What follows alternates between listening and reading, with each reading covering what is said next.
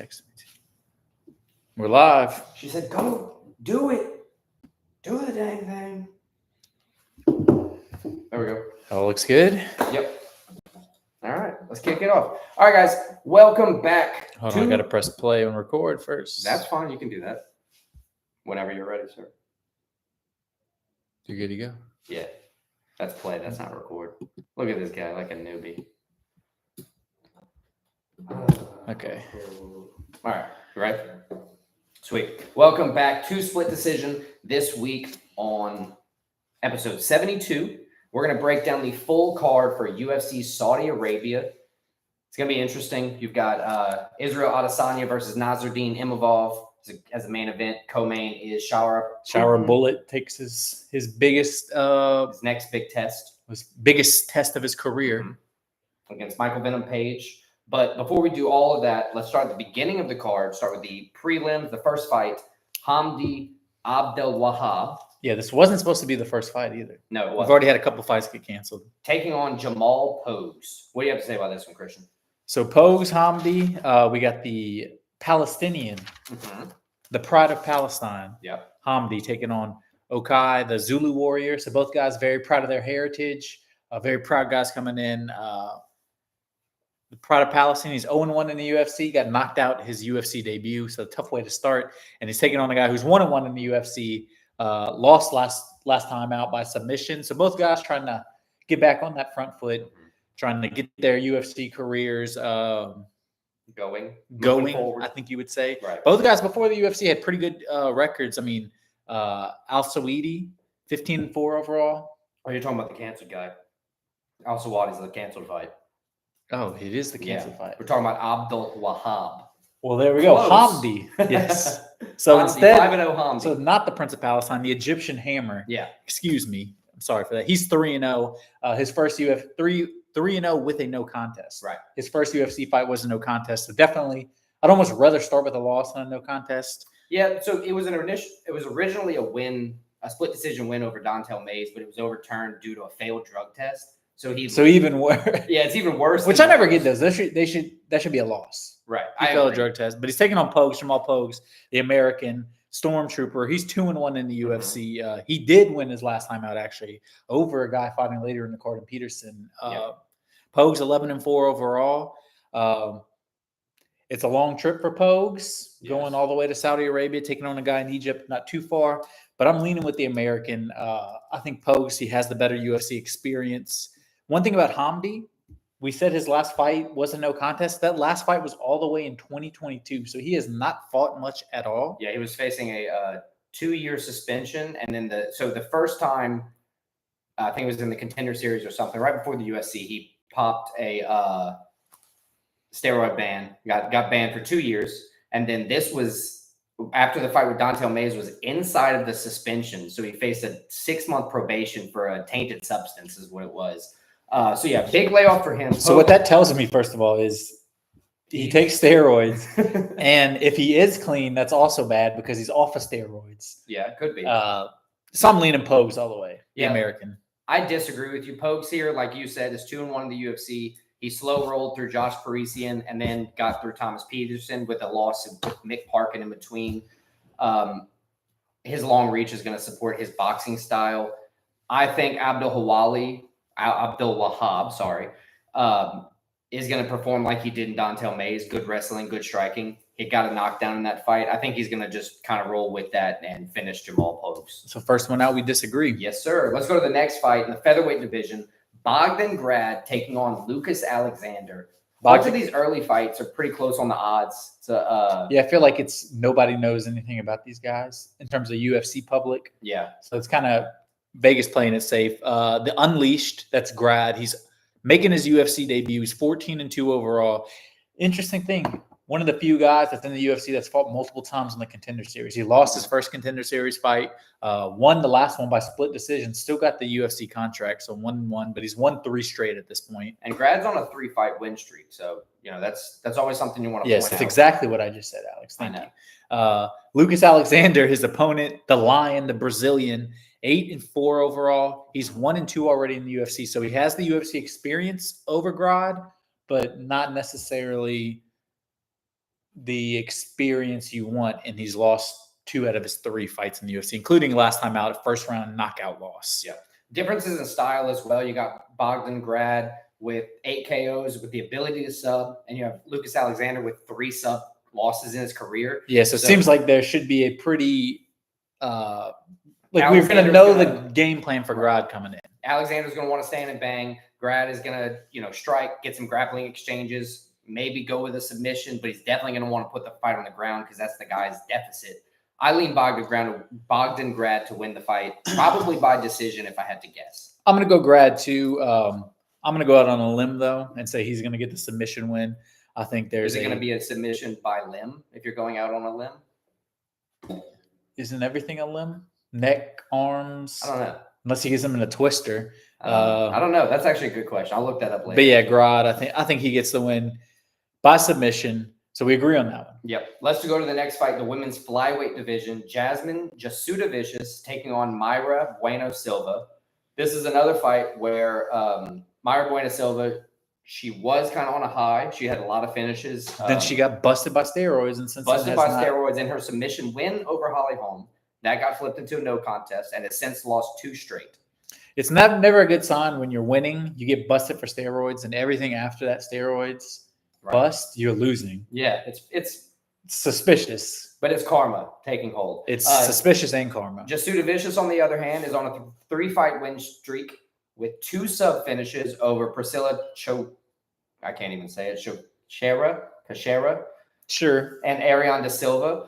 All 3 of her career losses have been to top competitors, Tracy Cortez, Silva. And she's never been finished too. All 3 losses by decision. She's 6-2 in the UFC. So she has been in the UFC for a while, and she's put together a pretty good resume. And she's taking on Mayra Bueno Silva, who we said at one point she was at the top, looked like she was destined for title. Since then, she's not. And I still think she's dangerous. I mean, she has 8 career finishes. She's very good on the ground. But one thing to say, she's had 5, 9, 11 UFC fights. Yep. She's only won 5 of them, so she's less than 50%. True. That's with a draw and a no contest thrown in there too. She's lost her last 2 fights, including a TKO loss, although it was by injury, but it was TKO loss by cut nonetheless from Shea Song, her last fight. It seems to me that these are 2 careers going in opposite directions. Yeah, I agree. I got to go with Jasmine Jasudavicius by decision as well on this one. I agree with you. I'm going with Jasudavicius, the Canadian. I think she gets the win. I also think it's going to be by decision. Go to the scorecards. All right, let's go to the next fight. Faris Zion, the Smile Killer, taking on Mike Davis. Both fighters here on 4-fight win streaks. Slightly different in how they handled them. Yeah, but Zion, the Frenchman, 6-2 in the UFC, as you said, on a 4-fight winning streak with he knocked out Matt Frivola. That vicious knee. Frivola seems to have a change of life. Propensity is the right word. Is that the right word? He likes getting knocked out by French guys.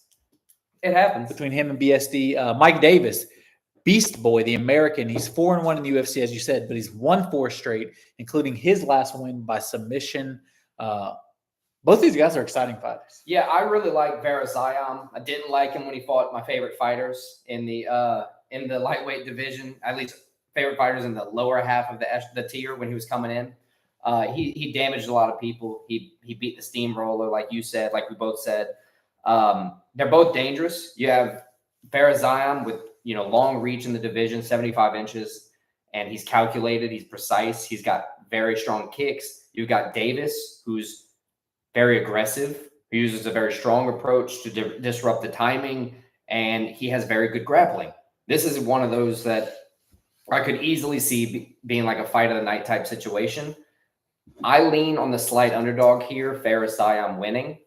He showed, that calculated risk, the precision that I think is going to be able to outlast Mike Davis's kind of like aggression, aggressive approach, if you will. So, Alex, this is actually going to be, you can go ahead and sound the alarm. My guest pick of the week. Okay. By my beautiful fiance, Clara. Clara. I know this one.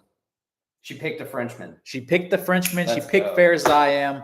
I agree with her. She picked her countryman. He's going to go out there. I think he's going to finish Mike Davis. Zion's career is going to continue to ascend. He's going to get his 5th straight win.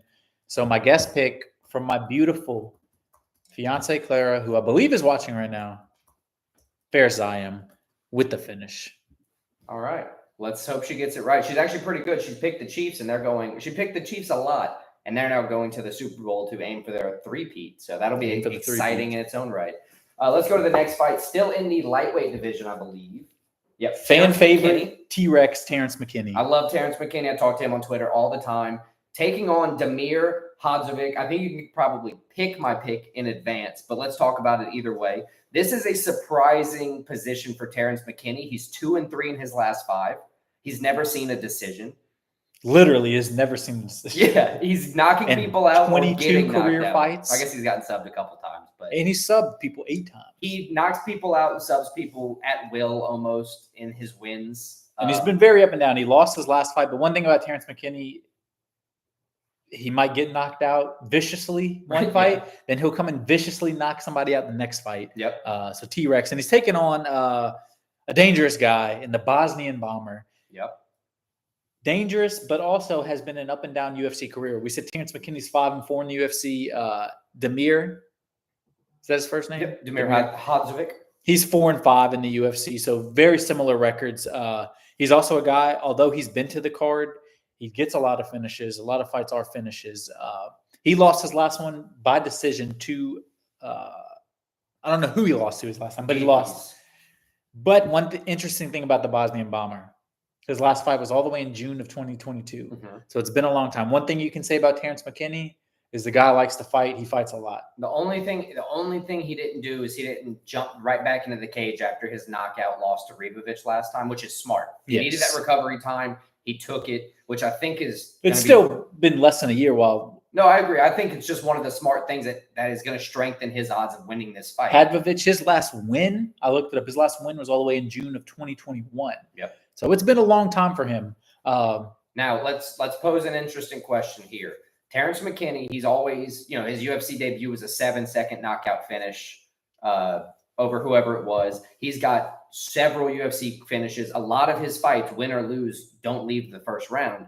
Now you got Damir Hadzovic, who's very durable. A lot of his fights, go long. He's got 4 decision wins, 5 decision losses. That's 9 career fights of his, 21 that have gone to the decision. With his durability, he takes fights into deep water. Do you still think Terrence McKinney gets the knockout? Yeah, I'm obviously picking him. I think Terrence McKinney gets the knock. He's going to get a finish. It's not going to the scorecard. McKinney gets the knockout. I believe. What round? Being that McKinney is the guy who either I'm knocking you out or you're getting knocked out. Hadzovic, he hasn't fought in a long time. I believe he's going to be rusty. I believe McKinney comes out there.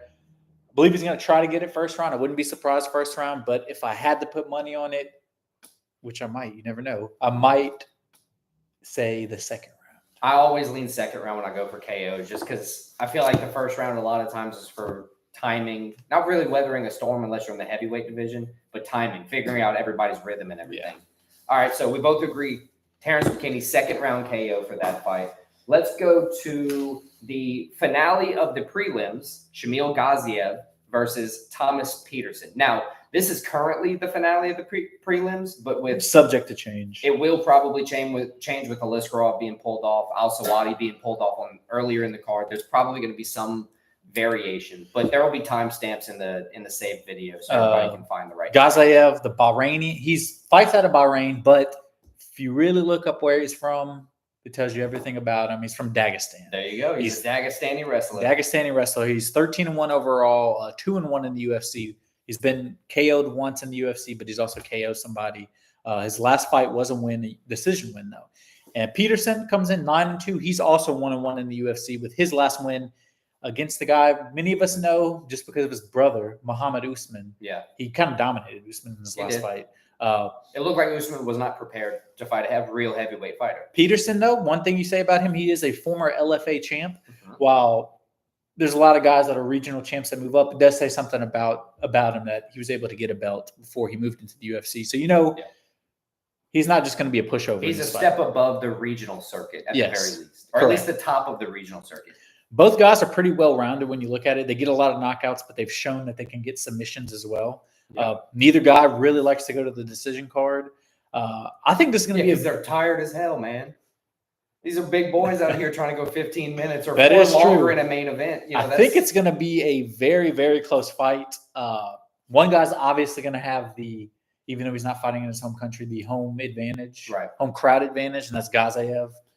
Just fighting out of Bahrain and being in Dagestani. They have close ties to the Saudis. How do you think this is going to go? So while all is correct about Gaziev being truly Dagestani and has an formidable wrestling background, the thing that Gaziev does well and best, in my opinion, is the strong striking and his constant forward pressure. Yeah. He's always moving forward. But the other thing that a lot of people don't realize, because he's only got 14 career fights, not a lot in the UFC if you take the 3 in the UFC. Right. To be exact. He's got 100% takedown defense. So wrestlers haven't been able to take him down. I know he hasn't fought everybody, but somebody like Thomas Peterson may not be able to have success against a Dagestani wrestler with strong defense.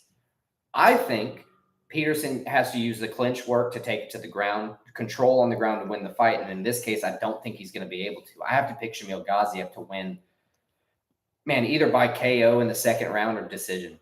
Yeah, although this rule went against me in the last card, I'm going to go with the Dagestani wrestler.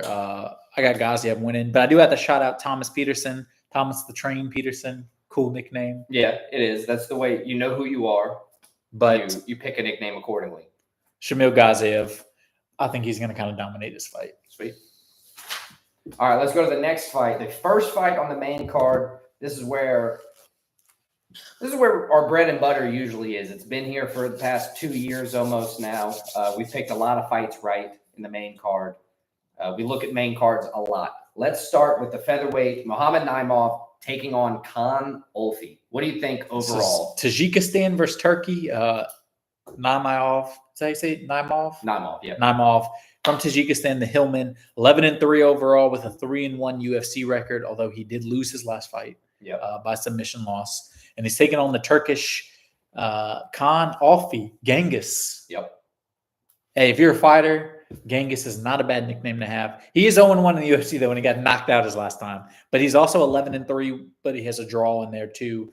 I think these are both guys really trying to, although Naimov has 3 career UFC wins, coming off the loss, he's trying to, both guys are trying to move forward. You've seen those stark ups and downs from Muhammad Naimov. You've seen him lose the submission loss to Felipe Lima most recently. Yes. But you've also seen him knock out Jamie Malarkey. Correct. So you have that stark difference where it's like, he's a good fighter and he could very well be a great fighter. Can he put it together, though? We don't know. We haven't seen him put everything together yet. And then where he's facing a guy who, unless you're watching these regional circuits, we really haven't seen anything of him at all. Correct. He does have 2 regional belts. He went to 2 separate, this is Olfi, right? 2 separate regional promotions and won their belts, didn't lose them. So that props to him for doing that. And I think you have a clear. But if he comes out and doesn't have a good performance here, his UFC career could be over for now. Yeah, it could be. If you go 0-2, both of them getting finished, right, pretty easily. No, you're right. So he's going to be fighting for his career at this point. I think on this one, you have that obvious striker versus grappler thing. We don't know a lot about Khan Olfi, but we do know he has 6 submission wins, where Muhammad Naimov has 6 KO wins. Now, obviously, both guys have the stat in the other category as well, but that's where they kind of dominate. That's their preference, right? Who has the better game plan? The odds lean Muhammad Naimov right now, kind of on a heavier favor, almost minus 300. Olfi can take you down, and if he takes you down, it's hard for people to get back up. He didn't have a lot of success, but we've only seen him in 1 fight. You said yourself he was a champion of 2 separate regional circuits. I think it's going to be a closer fight than we think, but I still have to go with Muhammad Naimov, probably winning by decision here. Yeah, I got Naimov with the win here. I think you just have to go with a guy who has experience winning in the UFC. He won 3 in a row. That's a hard thing to do in the UFC. Win 3 fights in a row. I don't care who you are. And he's taking on a guy who hasn't won in the UFC. Give me Naimov. And looking at it a little bit further, never mind, the website crashed. So I was going to tell you Naimov's takedown defense. It's like 67, 80%, 70%. It's up there. So that could help him. Let's go to the next one now. Another Dagestani. Well, after Ikram Aliskerov got canceled, Andre Muniz has passport issues. We're going to go to another Dagestani, Saeed Nurmagomedov versus Vinicius Oliveira. I like to call Saeed is a great fighter, but he is the poor man's Nurmagomedov. And that's saying something because he's 7-2 in the UFC. The most beaten Nurmagomedov. And he's 7-2 in the UFC, That, which I just tells you everything. He did win his last fight by first round submission, and he's won 6 out of 7. So, I mean, yeah, he's not a bum. And he's taking on Vinicius Oliveira, the Brazilian, 21-3 overall, 2-0 in the UFC with a knockout. So he's a guy, he's won 4 straight overall with 3 KOs. He's trying to make a name for himself, and this is a good name to make a name for yourself. You're right. And Nurmagomedov, who, as we said, although he's the lowest tier, being the lowest tier, Nurmagomedov is better than being the best in most other families. No, you're absolutely right. So everything on paper for this fight's close. The odds are close. Oliveira striking has the edge on Nurmagomedov's, but Nurmagomedov has good striking defense. And he has the Dagestani wrestling. Oliveira has good takedown defense, which matches well against the wrestling of Nurmagomedov. It's going to be a very good fight. I think this has the potential to be the best fight of the night. It very well could. The problem is you have somebody like Israel Adesanya fighting pissed off on the main event. Yeah, we'll get there. This is a very good fight, though. Nurmagomedov, like you said, he's shown a couple spots where he can be beaten. Would you say 6-2 in the UFC or 7-2 in the UFC? 7-2 in the UFC. But he's won 6 out of 7. Oliveira, he's never been finished. Oliveira has high striking volume, good takedown defense. He also has good grappling, good wrestling in his own right. So he can maybe he's Brazilian after all. Right. He maybe not can do as well as Nurmagomedov, but he can stack up with him in all categories. I think this is one where Oliveira, given he has a little bit more experience, I think Nurmagomedov, given he has more UFC experience, is going to excel here and win the fight. Probably a Saeed Nurmagomedov decision, if I have to guess. Yeah, I actually agree exactly what you just said. I think Oliveira is going to make a good showing for himself, but I think Nurmagomedov, with his UFC experience, with the camp he's in, the guys who he sees day in, day out, I think he's going to weather the storm. I think Nurmagomedov is going to come in. He's going to hold him down a little bit. Oliveira's going to put up a good fight, but Nurmagomedov, I'm seeing Nurmagomedov unanimous decision. And I think the reason that you see Nurmagomedov being the poor man's Nurmagomedov in that case is he's in the best division for wrestlers. There's so many wrestlers at 135, Brazilians, other nationalities that are elite, that there will be high contention, where the other weight classes, lightweight, has heavy dominant strikers, stuff like that. So it doesn't say Nurmagomedov's bad. He just got dealt. Got dealt a lighter weight class that is harder to grapple. Poor man's Nurmagomedov is like being the rich man anywhere else. Yeah, exactly. Better than the rich man. It's definitely not a stab at him by any means. Let's go to the from the bantamweights to the heavyweights. Sergey Pavlovich taking on Jairzinho Rozenstruik. Alex, I'm going to go out on a limb and say this fight does not last very long. This fight is not built to last very long. I think you got like 6 total decisions between the two guys in their careers. Pavlovich has fought 9 times in the UFC. This last fight he fought, his loss against Volkov, was the first fight he lost by unanimous decision. Mm-hmm. First fight he fought in the UFC that did not end in the first round. Well, there you go. And I mean, Rozenstruik, it's not like he goes to the decision all the time. He's 15-5 with 13 career knockouts. Yeah, and Pavlovich is 18-3 with 15 knockouts. It's the stats for the knockouts for heavyweights always astound me, that the fact that they can still walk after either doing damage or taking damage like this. And Pavlovich, I mean, he looked destined to be one of the great heavyweights in the UFC. He's lost his last 2. He got knocked out first round by Aspinall. Then he got kind of dominated by Volkov. Two great ones, losses, but he looked like losses that will build as long as you build off of them. Yes, it's can he build off get off this 2-fight losing streak? And he's fighting a guy in Rozenstruik who it looked like, if you asked me 2 or 3 years ago, it was like, oh, he's done as a top heavyweight contender. But now he's won 2 straight. He's won 3 out of his last 4. Yeah. I mean, Rozenstruik's right there. The heavyweight division is one of those divisions where if you win a couple fights against big names in a row, they almost have to put you in contention because of how in contention for the interim title, because they don't fight for the real title. Right. But that's another story. I think this is going to be a great fight, though. You're right. I agree. I think Pavlovich is going to come out. He's going to try to go back to his old game plan of let me knock this guy out as quick as possible, which for Pavlovich, it works for him pretty well. Yeah, as long as you're not shooting a takedown. And we've seen Rozenstruik. Although it was against like Francis Ngannou, Right. who, I mean, his level's above most people. Right. Especially in the knockout. He's been knocked out game. pretty quick before. So I think Pavlovich's game plan is going to come in and try to rush him, get some quick shots in. And I think Pavlovich is going to have some success. I got Pavlovich, and I think it's going to be a first-round knockout. If you look at the story in this, you have Sergey Pavlovich with 15 knockouts, right? You've got both guys getting knocked out a couple times in their career. Sergey Pavlovich has an 84-inch reach.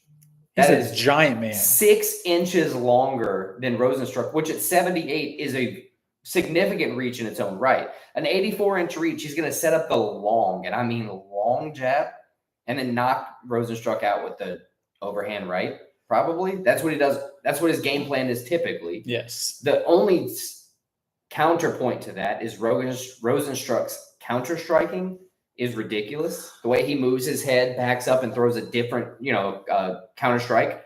And that has so much power to knock people out. I don't think it's going to happen this time, but I think it's something that Pavlovich is going to be looking out for. Yeah, I picked Pavlovich first-round knockout, but I would not be surprised if Rosenstruck, as you said, countered him and knocked him out. And one of those where I lose a pick off of a crazy knockout, I'll never be upset because it's always the heavyweights that do it. It's fun. Let's go co-main event, middleweight division. And we've said it like 3 times already before. This might be the fight of the night. It could be. Shara, Putin. 2 guys that do not want to go to the ground at all. No. 2 guys that are going to stand and put on a show. Shara Magomedov, the Bullet, 12 KOs, 3 decisions. Michael Page. Venom is the nickname. I can't stop saying it the wrong way or the right way. 22-3, 13 KOs, 3 subs, 6 decisions, only losing 3 times, 1 KO, 2 decisions. This is one of those fights that Michael Venom Page lives for.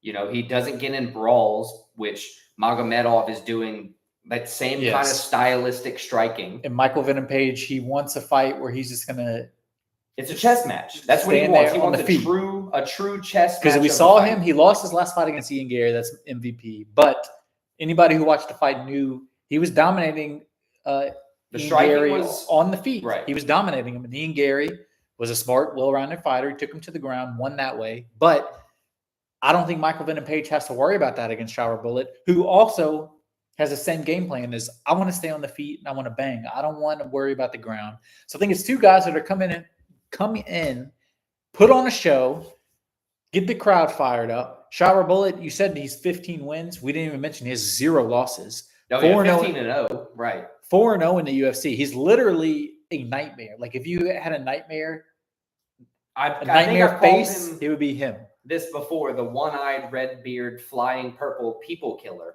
as that old song went. And he's from Dagestan. Michael Venom Page, he's 1-1 in the UFC, but he's only taken big fights, exciting fights. As he should. He's got crazy speed. As he should. He went 17-2 in Bellator. I know Bellator's not the same level, but going 17-2. If you're going to go close to anything with the UFC, that's the closest one. Yeah. And he went 17-2. I mean, that just speaks for itself. I think this is going to be fireworks. I think both guys are going to come in and put on a show. But I think Michael Venom Page has a striking that is above Shara Bullet. And I think because both guys are going to come in singular focused on the feet. Right. Because of that, I think Michael Venom Page has the advantage on the feet just because he's a little more flashy as the kickboxing. I got Michael Venom Page. I think it might be a decision point fight, but I think it's going to be a very, very exciting fight. I agree that Michael Venom Page has, the kickboxing. I think he has the speed and the range that makes him a dangerous opponent to somebody who wants to brawl, like Kevin Holland when they fought. And that is what caused Michael Venom Page to dominate that fight. But Shara Magomedov is also looking for his strikes. I agree. So I think, to your point, it's going to be electric. But I think on the opposite side, I think Shara Magomedov is fast enough to catch Michael Page and force a closer fight than he wants. In return, Shara Bullet Magomedov is going to win by decision. Okay, so I like it. There's reasoning for both, but we disagree. Let's go to the main event, a fight that I begged for. If you look back on any episode that we were saying who's next for Israel Adesanya, I've said multiple times that Nassourdine Imavov is due. And props to Izzy because a lot of people in his position, he doesn't need to take this fight. He's trying to build himself back up. You're right. I like that from Izzy. He is 24-4 overall. Obviously, the former 185 champ. He defended the belt 6 times, which is just nuts. And then won it back again. And this is his first fight in like 10 fights that's not a title fight. He has lost. Interestingly, he's lost 2 in a row, 3 out of his last 4. Yep. But his 3 losses are against Dracus Duplessis, his last fight, who's the champ. Sean Strickland, former champ, and then Potan, champ. Sean Strickland's not the former champ, actually. He's my champ. He might be. If people are saying not my president, I can say not my champ. He might be just like our president, the former and future champ. There you go, 45, 47. Oh, right. But needless to say, Israel Adesanya has an impeccable resume. One of the most exciting guys. I think he went from when he was on his dominant run, he was kind of cringe, people said. But he's kind of – we've always loved him over I think everybody's always loved him. He's one of the most technically gifted – exactly. Israel Adesanya is Nickelback. When he's gone, you're going to be like, man, I always loved him. But while he's in his prime, you're going to hate on him. You're going to be like, Stylebender who? He's not that good. Poatan knocked him out, whatever. But everybody deep down knows that Izzy has been a dominant factor, and he's been one of the best strikers in the UFC, period. And then he's fighting a guy in Imavov who only 28 years old, which I was like, I thought he was older than that. Right. He but seems Imavov, like he would be older, but the sniper, the Frenchman, 15-4 overall with a no contest, 7 wins, 2 losses, no contest in the UFC. Strong win over Jared Cannonier. Strong win. He has 3 wins in a row. He dominated Brendan Allen his last fight. Yeah. He kind of put to rest. This Imavov has got to the point now where I don't know if it's Izzy probably gets a title shot if he wins. Imavov, I think for sure, if he wins this fight, he's in the title picture. I think this is a great main event. It's going to be very exciting. How do you see the fight going? All right, so Izzy, like we said, best striker, one of the best strikers in UFC history, period. Don't argue. He fought how many times in 2023? I don't know. He fought a lot. 4 or 5 years straight, he fought a lot. He was holding the belt, defending the belt, lost the belt, regained the belt, defended the belt. We know the story. The difference is Izzy now has rest. He has taken how much time off? 9-10 months off. His last fight was, well, it wasn't that long. It was August. Okay, 8 months. Still. He took time off before that, though. Took time off. He's rested. His fight IQ is top level. His striking is top level. He's got an illustrious background. He's been training with Bobby Knuckles. He's been training with Bobby Knuckles. If that adds something for some people, it might. But then you have Imavov, who's got good striking, good takedowns. He's got wrestling. He's kind of the guy that's got everything. It's the classic story of the guy rising. Mm-hmm. Can he rise to the occasion versus the guy who's been there for a long time? Can he keep his position? Izzy's footwork keeps his position. Izzy's head movement keeps his position. Izzy's striking keeps his position. The only thing he couldn't keep was his stone-walled head against Poatan's fists.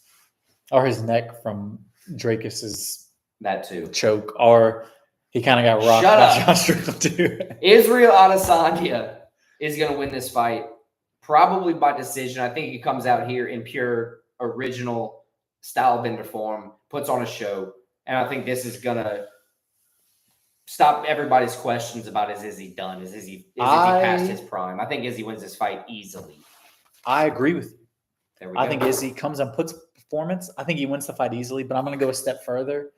I think it's classic Stylebender, but I think he also goes much like the Paulo Costa fight. Right. Where he gets the finish. He makes a statement. He says, I'm back. Izzy by a knockout. And screaming for a title shot after. All right, so that is the full fight card for UFC Saudi Arabia. Shout out Riyadh season. As always, we're going to do 5 bets. It's all going to be UFC this week.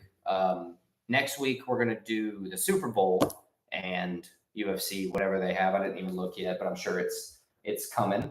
That's Duplessis Strickland 2. That's next week, actually. So you got Super Bowl and that. But we're going to go through our picks now, all 11 picks for UFC Saudi Arabia. And then we're going to lock in our 5 bets each to bring the second to last week of season 2 of Split Decision to a wrap.